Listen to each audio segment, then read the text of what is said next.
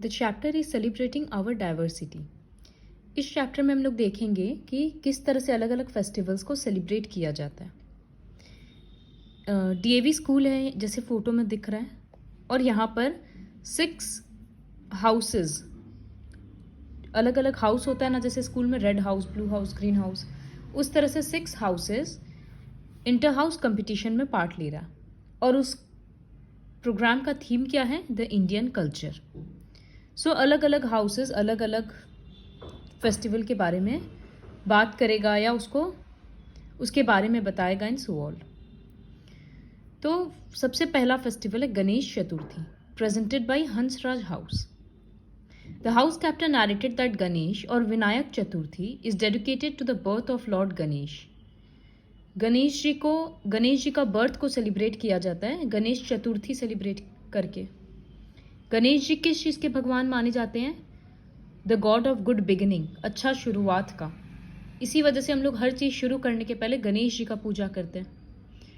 गणेश जी को नॉलेज का, success, wisdom and remover of obstacles, इसलिए विघ्नहर्ता बोलते हैं इनको, क्योंकि ये सारा विघ्न मतलब सारा मुसीबत हम लोगों का दूर कर देते हैं। गणेश चतुर्थी अगस्त या सितंबर में सेलिब्रेट किया जाता है महाराष्ट्र और साउथ इंडिया में। कैसे सेलिब्रेट किया जाता है? लोग गणेश जी का मूर्ति खरीदते हैं, आइडल्स मतलब मूर्ति, फिर उस मूर्ति को या फोटो को घर ले जाकर कुमकुम से उसका पूजा करते हैं, फल चढ़ाते हैं, स्वीट्स चढ़ाते हैं, फ्लावर्स चढ़ाते हैं। जब सेलिब्रेशन हो जाता है तो images we are taken out in a procession for visarjan. जैसे यहाँ दुर्गा पूजा में हम लोग विसर्जन देखते हैं ना, ठीक उसी तरह से सब लोग पूरे टोली में निकलते हैं और गणेश जी का विसर्जन करते हैं नदी में या समुद्र में। बच्चे गणपति बप्पा मोरिया पुढच्या वर्षी लकोरिया, मतलब गणपति बाबा अगले साल फिर आना, ये बोलते हुए पूरा प्रोसेशन निकालते हैं। The great freedom fighter Lokmanya बाल गंगाधर तिलक एक फ्रीडम फाइटर थे, मतलब ये इंडिया के लिए फाइट करते थे, किए थे ब्रिटिशर्स के टाइम पे।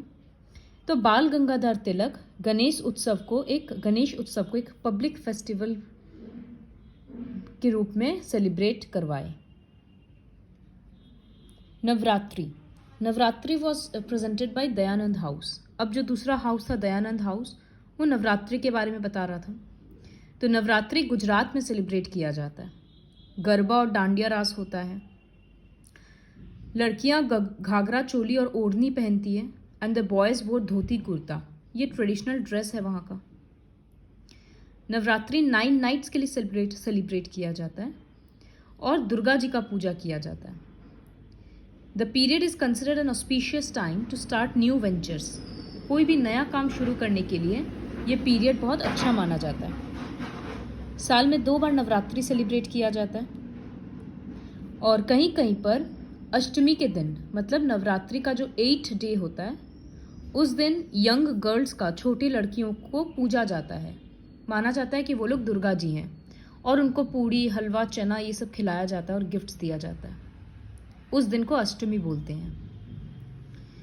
वेस्ट बंगाल में दुर्गा पूजा सेलिब्रेट किया जाता है, पूजा पंडाल होता है और सेलिब्रेशन जब हो जाता है उसके बाद 10th डे दुर्गा जी का मूर्ति को विसर्जन के लिए लेकर जाया जाता है, वही पॉन्ड या रिवर में। Navratri and Durga Puja are celebrated as Dussehra in north India. Navratri हो गया गुजरात में, दुर्गा पूजा वेस्ट बंगाल में। नॉर्दर्न इंडिया में ये दशहरा के नाम से सेलिब्रेट किया जाता है। 10 दिन के लिए चलता है ये फेस्टिवल। और 10th डे क्या किया जाता है? रावण, कुंभकर्ण और मेघनाथ का एफिजीज मतलब पुतला बनाकर इस तरह से जलाया जाता है। ऐसा बोला जाता है कि बुराई के ऊपर अच्छाई का जीत है। South Indian states of Tamil Nadu, Karnataka and Andhra Pradesh celebrate Navratri as Bommai Kolu when they decorate their house with dolls। एक ही फेस्टिवल है लेकिन अलग अलग नाम से सेलिब्रेट किया जा रहा है। तो साउथ इंडिया के कुछ कुछ स्टेट्स में नवरात्रि को बोमई कोलू के नाम से सेलिब्रेट किया जाता है। Next is Eid ul Fitr. Vivekananda house द्वारा प्रेजेंट किया गया था। तो ईद उल फितर मुस्लिम फेस्टिवल है। मुस्लिम्स पूरा 1 महीना तक फास्ट करते हैं, व्रत करते हैं। वो 1 मंथ उस फेस्टिवल को बोलते हैं रमदान। ठीक है, ये 9th लूनर मंथ होता है। लूनर मंथ मतलब मुस्लिम लोग मून का मूवमेंट के अकॉर्डिंग कैलेंडर फॉलो करते हैं, तो उसको लूनर कैलेंडर बोलते हैं। तो उस कैलेंडर के हिसाब से जो 9th मंथ होता है उसको वो लोग पूरा रमदान से सेलिब्रेट करते हैं। वो लोग ये पूरे फास्ट में क्या करते हैं, सुबह से शाम तक कुछ खाते नहीं हैं, पानी भी नहीं पीते हैं। उनका होली बुक है कुरान, वो पढ़ते हैं, अच्छा बिहेवियर फॉलो करते हैं, ज़रूरतमंद को डोनेट करते हैं। And they offer prayers. Prayer में इस्लाम में प्रेयर को सलात बोला जाता है। Eid ul Fitr is a day of joy and thanksgiving. इस दिन लोग सारा बुरा बात भूलकर एक दूसरे को माफ़ कर देते हैं। बड़े छोटों को ईदी देते हैं। ईदी मतलब गिफ्ट या रुपया भी हो सकता है, अपने ब्लेसिंग्स के तौर पे देती हैं। A student dressed in sharara, kameez and dupatta told everyone that the holy book of Muslims, the Quran, came into existence during this month. Muslims में माना जाता है कि प्रॉफिट मोहम्मद एक जन थे, वो बोले कि हम गॉड के मैसेंजर हैं, मतलब गॉड हमको धरती पे भेजे हैं लोगों को अच्छे रास्ते पर लाने के लिए और मुस्लिम धर्म के बारे में बताने के लिए। तो माना जाता है कि उनका जो होली बुक है कुरान, वो इसी महीना लिखा गया था, इसी महीना आया। इसी वजह से वो लोग पूरे मंथ को रमदान से सेलिब्रेट करते हैं। देखो यहाँ लिखा है the lunar calendar depends on the movement of moon around the earth. और इसी तरह से सोलर कैलेंडर भी होता है जो अर्थ का मूवमेंट पर डिपेंड करता है around the sun. You may not learn this. Next festival is Onam. Onam क्यों सेलिब्रेट किया जाता है? ये केरला का हार्वेस्ट फेस्टिवल है। वहाँ का एक बहुत फेमस किंग जो थे, किंग महाबली। पहले उनका स्टोरी पढ़ते हैं। तो king Mahabali was a demon king of Kerala. वो राक्षसों के किंग थे। उनका रूल बहुत अच्छा था, लोग उनके राज्य में खुश थे, पैसा था अच्छा। लेकिन his rule came to an end when Lord Vishnu took the avatar of a Vaman and pushed King Mahabali deep into the earth to destroy his ego. ये राजा बहुत घमंडी था, तो इस वजह से विष्णु जी इनको खत्म कर दिए। लेकिन लोग इतना प्यार करते थे अपने राजा से कि भगवान उनको एक विश दिए कि वो हर साल एक बार के लिए अपने राज्य में वापस आ सकता है। ऑब्वियसली ऐसा होता नहीं है, मतलब माना जाता है कि उनका आत्मा आता है, तो लोग उसी आने के चीज़ को सेलिब्रेट करते हैं ओनम के फेस्टिवल से। It is celebrated in the beginning of the month of Chingam, the first month of Malayalam calendar. Malayalam calendar का जो फर्स्ट मंथ होता है चिनगम, वो इस ओनम उसी टाइम पे सेलिब्रेट किया जाता है। ओनम में क्या क्या होता है? लोग पूकलम बनाते हैं। पूकलम मतलब फ्लावर से रंगोली बनाते हैं, नया कपड़ा पहनते हैं और ग्रैंड फीस्ट होता है। बहुत बड़ा खाना का पूरा किया जाता है अरेंजमेंट, उसको बोलते हैं ओन साध्या। इसमें अलग अलग टाइप का करी बनाया जाता है, जैसे सांभर, रसम, और साउथ इंडियन डिशेस रहता है, papadum, प्रधाम, कुतु, payasam, rice, mango pickle मतलब अचार और कोकोनट चटनी। स्नेक बोट रेस काफ़ी फेमस है और कथकली डांस, ये सब चीज़ से बहुत सारे टूरिस्ट आते हैं, टूरिस्ट केरला जाते हैं ये सेलिब्रेशन देखने के लिए।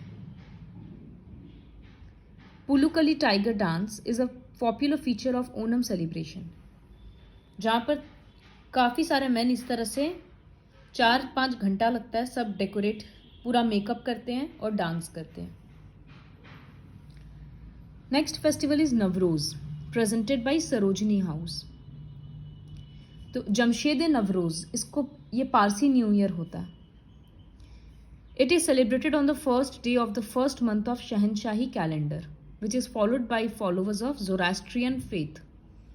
तो जैसे हिंदू एक धर्म है, तो हिंदुइज्म क्रिश्चियनिटी, इस्लाम, ठीक उसी तरह से होता है ज़ोरास्ट्रियनिज़्म। उनके फॉलोवर्स होते हैं पारसीज। तो ये फेस्टिवल सेलिब्रेट किया जाता है, ये पारसीज का न्यू ईयर है। The festival celebrates rejuvenation and rebirth, मतलब सब कुछ फिर से पैदा हुआ, सब कुछ नया फ्रेश स्टार्ट के लिए ये लोग ये फेस्टिवल सेलिब्रेट करते हैं। वो लोग अपना घर साफ करते हैं और रंगोली बनाते हैं जैस्मिन और रोज़ फ्लावर्स से। फिर वो लोग नवरोज़ के दिन प्रेयर्स ऑफर करते हैं। उनके मंदिर को सिनेगॉग बोला जाता है, फायर टेम्पल। जैसे गुरुद्वारा होता है, चर्च होता है, वैसे ही सिनेगॉग। एक दूसरे को वो लोग साल मुबारक विश करते हैं और गिफ्ट्स एक्सचेंज करते हैं। फिर उस दिन वो लोग बहुत अच्छा अच्छा खाना बनाते हैं, falooda, saffron pulao, rava made of semolina and dates, ये सब उनका डिशेज होता है। तो पारसीज एक रिलीजियस कम्युनिटी है इंडिया में। माना जाता है कि वो लोग ईरान से गुजरात में आए। ईरान एक कंट्री है। पारसी पॉपुलेशन मुंबई में ज़्यादा है। वो लोग, उन लोगों के भगवान है ज़ोरास्टर और उनका होली बुक है ज़ेंड Avesta. Parsis go to the synagogue thrice on Navroz to worship Khorshid and Meher, the two divine beings who preside over the sun and moon respectively. वो लोग नवरोज़ के दिन 3 बार मंदिर जाते हैं अपना प्रेयर करने के लिए। और वो लोग किसको वर्शिप करते हैं? खोर्शिद और मेहर। ये उनके लिए 2 भगवान हैं जो सन और मून को कंट्रोल करता है। Marriage celebrations presented by Nehru house. तो इंडिया बहुत diverse, India is a land of diverse culture and religion. हम लोग देख लिए इतना अलग अलग कल्चर, इतने अलग अलग रिलीजन है, तो सब में शादी भी अलग अलग तरह से होता है। तो इसी तरीके से हम लोग कुछ कुछ वेडिंग्स के बारे में पढ़ते हैं, जैसे हिंदू वेडिंग। तो इसमें क्या होता है? मेहंदी, संगीत, बारात, कन्यादान, सिंदूर, 7 फेरा लिया जाता है, फिर विदाई होता है, डांस वगैरह होता है। सिख वेडिंग जिसको बोलते हैं आनंद कराज, ये गुरुद्वारा में होता है। प्रीस्ट जिसको भाई जी बोलते हैं, वो करवाते हैं पूजा।